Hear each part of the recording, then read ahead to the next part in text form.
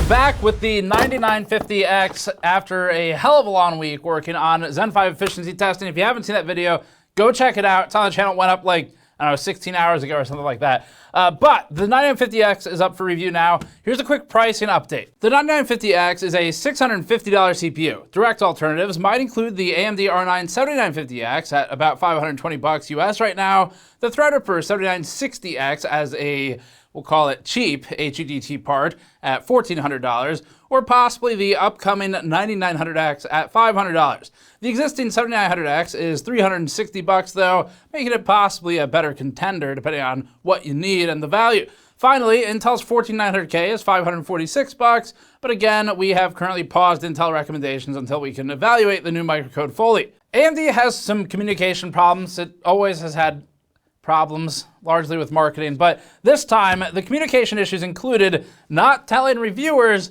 that the 9950X and 9900X require the same special Windows setup and chipset driver installation steps as the 7950X 3D and the 7900X 3D. This is really important because you can basically kill like half of the performance if you don't follow the steps. Now, this is not something that's needed for the 7950X non-3D, nor the 7900X. This is new for the 9950X and 9900X, and AMD decided to tell reviewers 5 days after we got the CPUs. So we threw away 5 days of data, and we started over. And I immediately messaged other reviewers, including Steve from Hardware Unboxed, who replied with, "Welp, I better get started." And that was how we felt too. This is, it's a complete mess, this launch. We're gonna focus on the product today for most of this. Maybe I'll comment on it a little bit at the end. But for this review, we're gonna focus on production applications, a little bit on power, because we think it's more likely you're buying one of these for production than for gaming. We do have gaming benchmarks in here though, because the main goal there is just making sure it's functioning properly and not massively regressive. So let's get started. Before that, this video is brought to you by Height and the Y70 case. The Height Y70 case has a lot of polish and heavy attention to detail on the finer points. The case can fit radiators that are massive in depth to the side mount, has cooling in the floor of the case for direct intake to the GPU, and tries to find a balance between structural support of dust filters without obstructing too much intake. The Y70 is a follow-up to the popular Y60, which got Height to where it is today with its cut-corner tempered glass cases. The 9950X is a 16-core, 32-thread part. It is accompanied by the 9900X, which is a 12-core part, 24 threads. And then for motherboards, we are running on X670E. These CPUs are AM5 compatible, so they socket into AM5 motherboards, and the chipsets right now include the 600 series AMD chipsets, but in the future, hopefully within the next couple of months, it'll be ubiquitous. There will be 800 series chipsets. This is a list of CPUs that require the setup we're about to describe. The only processors that require special care are these. These are the 7950X 3D, the 7900X 3D, the 9900X, and the 9950X. We're not talking about Threadripper today. That's in those reviews if you want to learn about those. The non-3D 7950X and 7900X do not get the same treatment. Core parking is a behavior wherein half of the CPU's cores are parked, or functionally doing nothing. They are available, but they're not assigned to the primary task that you are currently handling. So they are basically avoided when scheduling work for something like a video game. The affected AMD CPUs have two CCDs, or two chiplets, in addition to the I/O die chiplet. CPUs like the 7800X 3D only have a single chiplet, which also has its extra cache. With the 7950X 3D and 7900X 3D, the reason you would have parked cores is because the extra cache is on one CCD. BIOS can be set to favor the CCD with higher frequency or with more cache, but you should be using the chipset drivers for all of this. If a game is bouncing load indiscriminately between cores across two very different chiplets, it's possible that performance is worse. It could land on a core where it doesn't have the frequency that would benefit it, or that doesn't have the cache that would benefit it. If you use core parking, you force it enabled on a CPU that should not have it, it will harm the performance massively. Likewise, if you don't have core parking on for a CPU that should have it, the same thing will happen. Both can manifest in, again, double-digit percentage impact. So we'll talk about how to configure it first, and we'll get into some of the downsides now that it's required on the 9950X and 9900X. If you're not buying this thing today, just skip all this stuff and go to the benchmarks. But for those of you who are buying it, you want to know this. First, install AMD's latest chipset driver with all the features, then update Windows and enable Microsoft's Game Mode. Enable Game Bar, open the Microsoft Store library, and click on Game Bar to check that it's fully updated. Then go to the control panel, the real one, not the settings app, power options, and select balanced. Balanced is required. AMD says that afterwards you can go into the settings app, not the control panel, then system power and change power mode to best performance if you want. Then the system should handle itself, but to be sure, reboot and run the command that we have on the screen now. Then you leave the mouse and keyboard alone, let the command finish processing. This takes a few minutes, and after that, you can verify that all of this is working by running the next command that's on the screen now in an elevated command prompt. This will either say there's no profile found, which is the case for core parking off, or it'll tell you about the core parking configuration. And then save this video and this command for the future in case you ever do an in-socket upgrade. Game Bar is the app responsible for determining whether the cores get parked or not by enabling game mode when it knows if an application is or isn't a game. To test it, you can open Resource Monitor, open Windows Game Bar with Windows plus G, and then you check the Remember This Game box. You'd relaunch Resource Monitor, and then go to the CPU tab, and half of the cores should say parked. It'll tell you. Keep in mind that Microsoft's Game Bar, I'm going to read, Patrick wrote this section, I'm going to read his quote exactly. He says, keep in mind, Microsoft's Game Bar is still a huge piece of crap. Direct quote. We've seen the Remember This Game box randomly checked and unable to be deactivated. So basically play with the option at your own risk. If you boot with one of these 4 CPUs and then you later move to a CPU that doesn't require core parking, let's say you buy a 10800X3D or something, AMD's official advice is to reinstall Windows. They also say you can try uninstalling, then reinstalling the AMD chipset driver as a workaround. In a situation like that, you should use the power CFG command we gave you to make sure it actually did what you wanted it to do. Now, our sort of blanket advice here is new Windows install is the safest way to make sure it's all functioning properly. It is possible to get things working without going through a new Windows install. For us, our concern is it's a test environment, and we really want to be sure things are working right. Now, one of the other tools we have is we can validate data with old data, so we've got options. But generally speaking, for most people, we'd recommend a clean install. It is, however, possible if you follow these steps to get it working properly. That's the basics. There's some BIOS options on some boards with some CPU combinations also. We can favor driver, frequency, so forth. You should favor the driver behavior. And to shorten this review, we're going to provide a lot of other quick reference links in the description, including Zen 5 architectural information, Zen 5 product level specifications, and our Zen 5 efficiency benchmarking, plus the 9700X review, which contains all of our testing methodology updates for this generation. Okay, let's get into the benchmarking. We'll look at frequency first to make sure things are performing as expected. Here's the all-core frequency when the CPU is fully engaged on every thread in Blender. The 9700X was around 4500 MHz here, plus or minus 20 MHz. The 7950X plotted around 5100 MHz, all-core previously. And as for the new 9950X, its higher power budget allows it to boost substantially higher than the 9700X. The 9950X ends up around the range of 5000 MHz. It's spiky, but generally speaking, it doesn't have any major dips. It is a little bit lower than the 7950X though. We'd expect that our 9950X should generally outperform the 9700X in gaming scenarios based on this, as it's theoretically able to boost higher than the 9700X. The only reason this wouldn't be the case is if something is going wrong with, say, the core parking behavior. In single-core testing with Cinebench 1T, the 9700X maxed out at 5525 MHz in most scenarios. The 7950X ran at 5750 MHz in the same testing, pushing relatively high.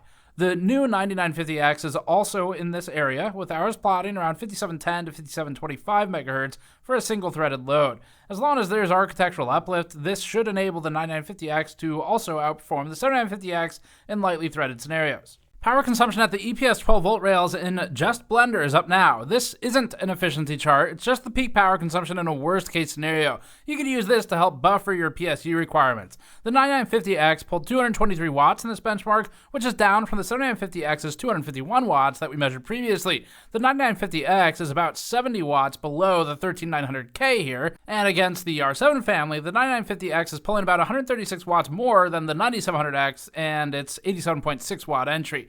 So far, the 9950X is down from what we measured on the 7950X. Compared to older generations, power remains up overall. The 3950X pulled 137 watts in this test with all cores loaded, with the 5950X at an impressive 120 watts. That's why you'll see the 5950X perform the same as the 3950X in some benchmarks, but with huge power reductions due to the quality of the voltage bin.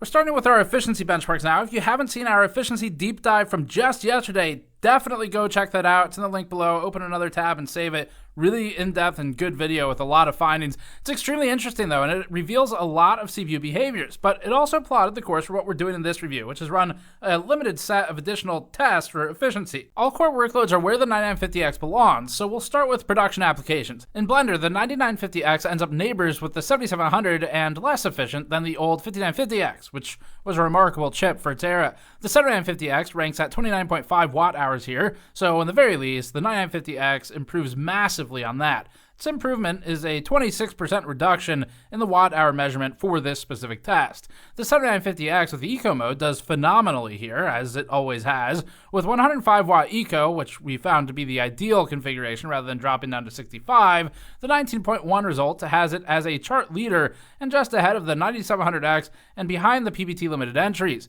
AMD continues to improve in efficiency in this specific test, but as we saw in yesterday's content, we need more than this. 7-zip is up now and then games. In 7-zip compression, the 9950X ranked at 1003 MIPS per watt, or millions of instructions per joule.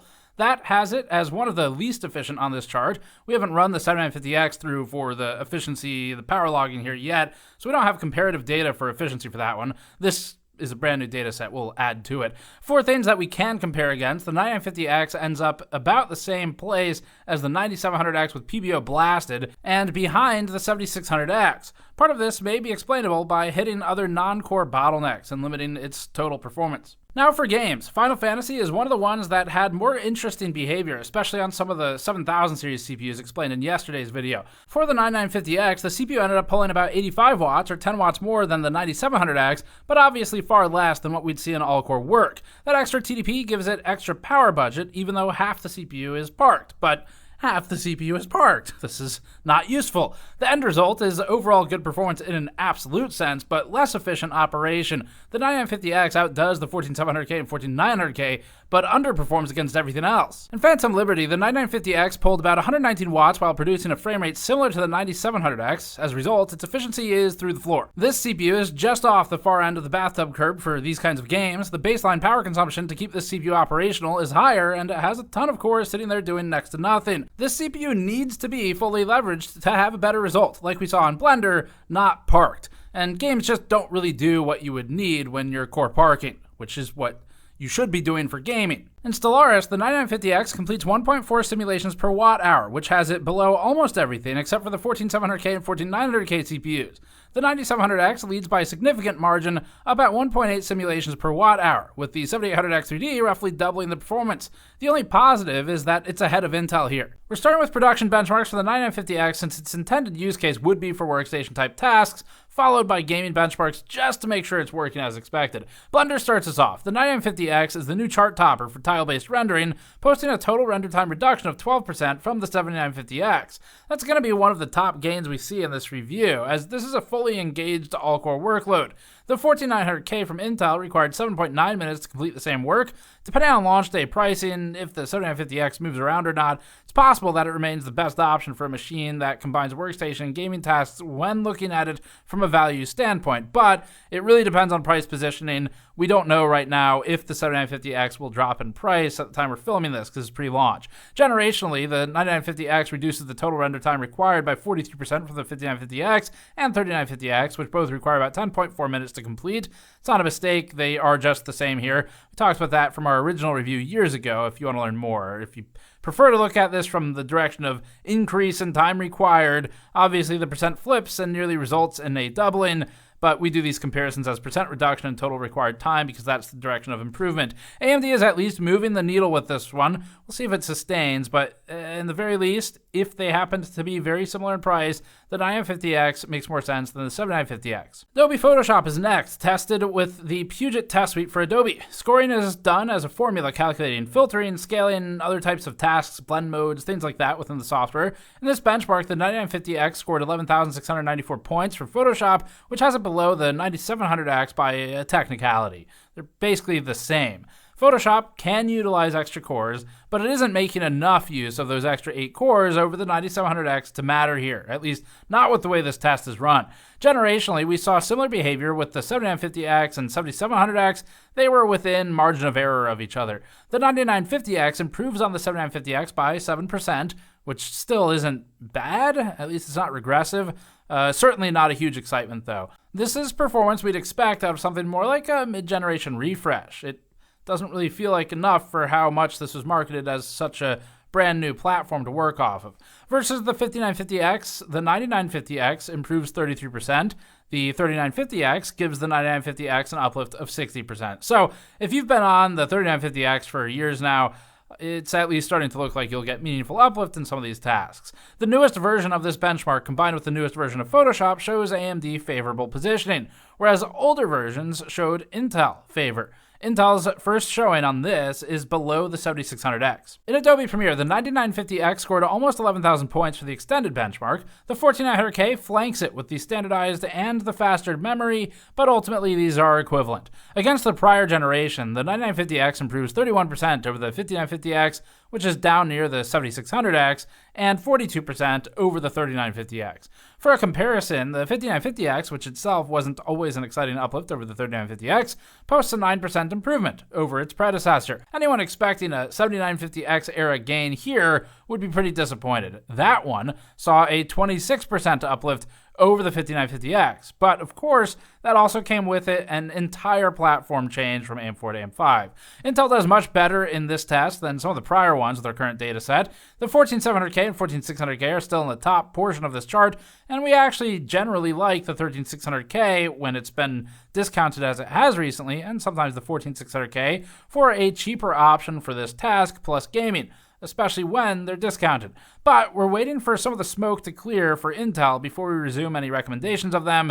The microcode is still rolling out to boards, and we're still kind of watching and seeing how they react to the rest of this situation. Code compile testing with Chromium is next. This requires a reminder that not all compile workloads behave the same, just like anything else. So all we can really talk about here is how this one performs with our CPU testing. In at least our test, the 9950X leads everything. The new CPU required 66 minutes to complete the compile, leading the 7950X's 73-minute entry and benefiting from a total compile time reduction of almost 10%. Obviously, Threadripper would be ahead of this. We've tested that in the past, but we don't have it rerun for the new tests. The 7950X was able to reduce the compile time required from the 5950X's 101-minute result by 27%, whereas the 5950X only reduced it from the 3950X's 106-minute result by 5.3%. The new 9950X compared to the 7950X is similar to that era, the 5950 to 3950, then it would be the 7950 to the 5950, again, because the total platform change helped that one out. It's not too surprising. Intel's closest entries are the 14900K, which roughly ties the 7950X. AMD's gaining some distance here against Intel, where before it was closer to equivalence. File compression with 7-zip is next. In this one, the 9950X completed 205,000 MIPS, or millions of instructions per second, when stock, which is an improvement of 5.9% over the 7950X's result. For that same generational perspective, here's how it lines up. The 7950X gained 39% on the 5950X, which itself had gained 7.5% on the 3950X. The gains are up and down, but the 9950X is the lowest of these metrics so far. Intel's 14900K encroaches on the top of the chart and was nearly tied with the 7950X previously. Again, AMD benefits from creating some slight distance between itself and the 14900K, regardless of Intel's current problems. If Arrow Lake can do better than this, Intel may be able to maneuver itself into a strong spot.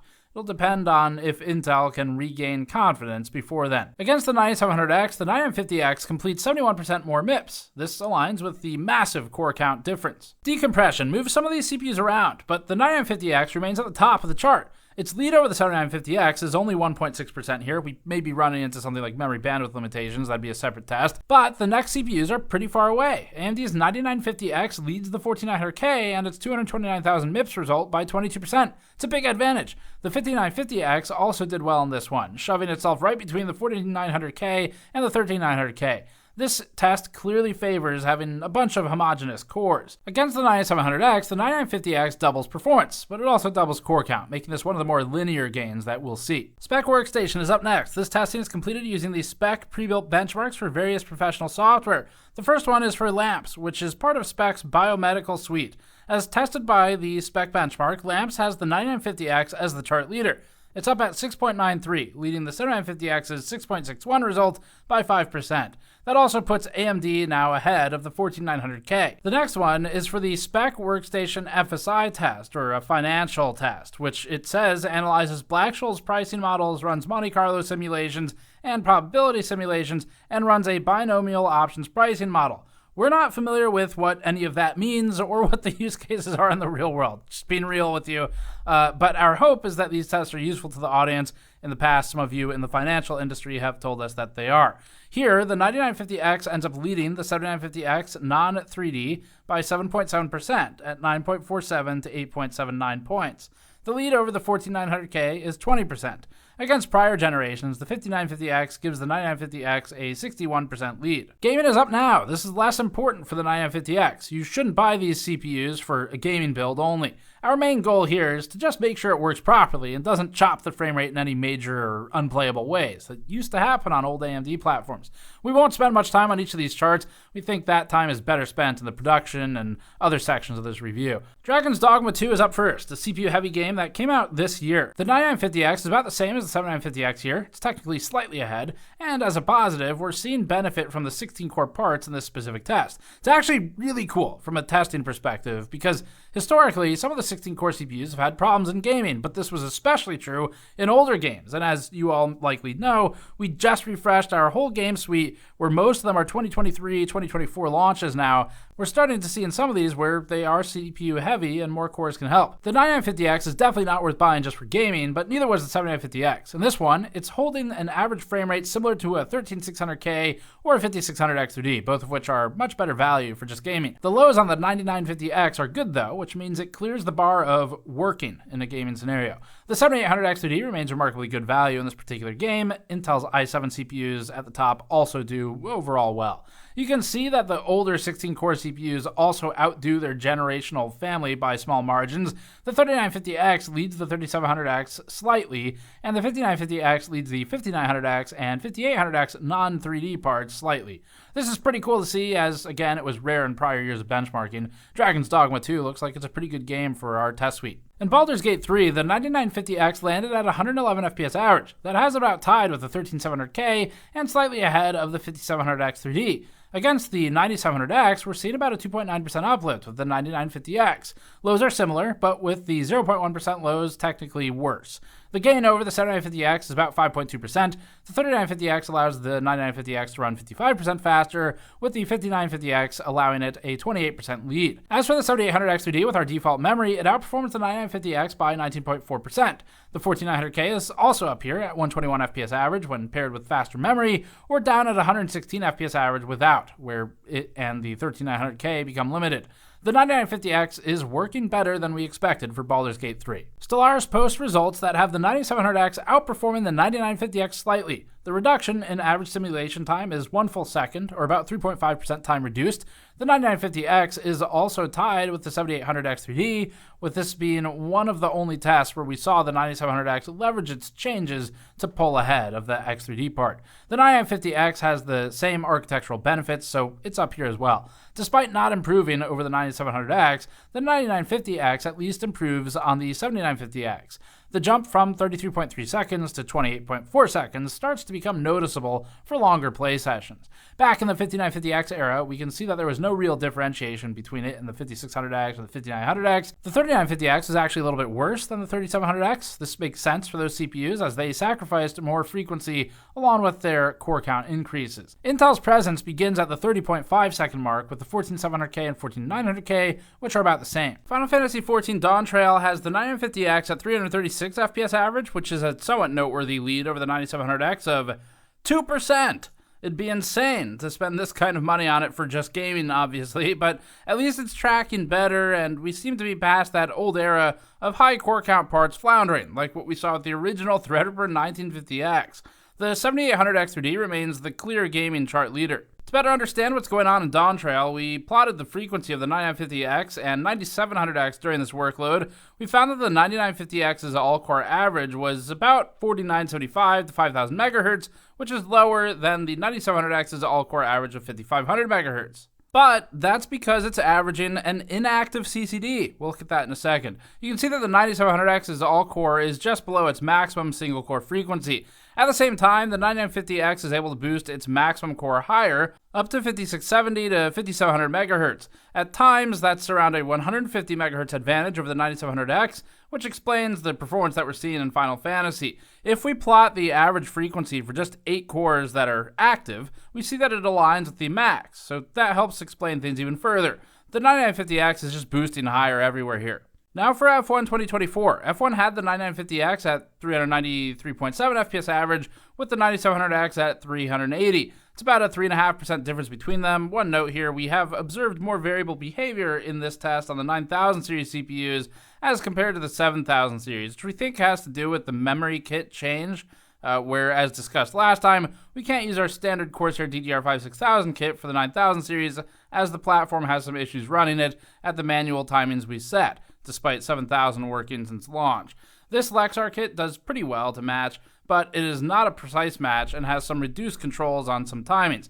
Even with all of that caveated, the difference remains within reasonable expectations. Once again, a quick look at frequency shows the 9950X with its maximum single core boost is pushing higher than the 9700X, with the single CCD boost also running often right alongside the max single core at any given interval. The 9700X's average is frequently significantly lower than that of the 9950X, helping explain this larger 3.5% gap in this particular title. We're going to keep the conclusion really short. Been running at full steam ahead for like a week now on all the different benchmarks reviews. That Zen 5 efficiency piece was a huge amount of work.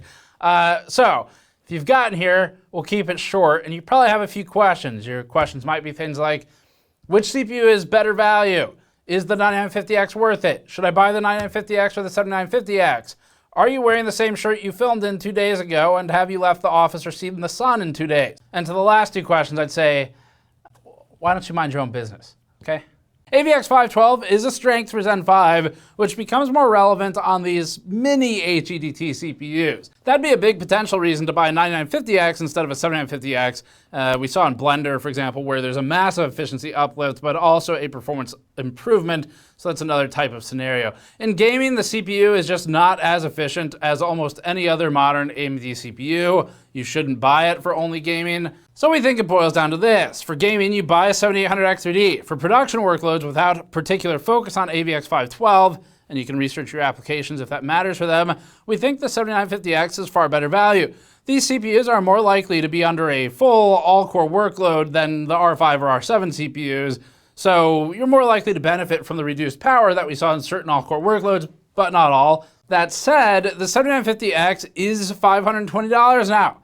That makes the 9950X's price 25% higher for what's often similar performance, or maybe 12% better results at the high end. Generally speaking, we'd advise against the 7950X3D and instead favor the 7800X3D. You can learn about why in our prior reviews, but basically most workstation applications we test can't make use of the extra cache. They underperform versus the 7950X. I don't know if it was in the charts or not for this one, but the 3D is below the 7950X in almost every production workstation benchmark we do. But those applications do benefit from the higher frequency of the 7950X non-3D. On the positive side, the 9950X did better in gaming than we expected. You really shouldn't buy it for gaming primarily, but the fact that it's at least regularly matching or very slightly outperforming the 9700X is a good thing. Overall, the 7950X is, generally speaking, a better value. The 9950X is at least worth considering if you're doing a brand new from scratch build for a workstation type of environment. But the thing for you to really research and pay attention to is the type of application you use.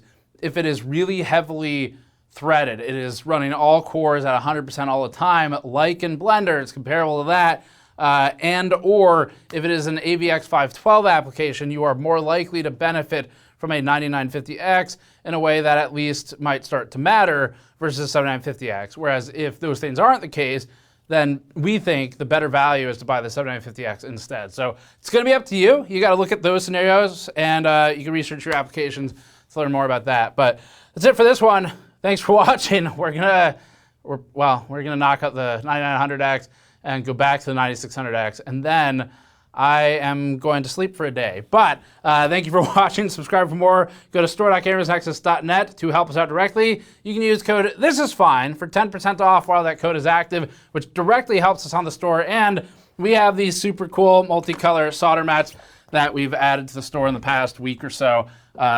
So we now have green, red, and yellow in addition to the existing blue, if you want some super heat resistant work surfaces for your projects.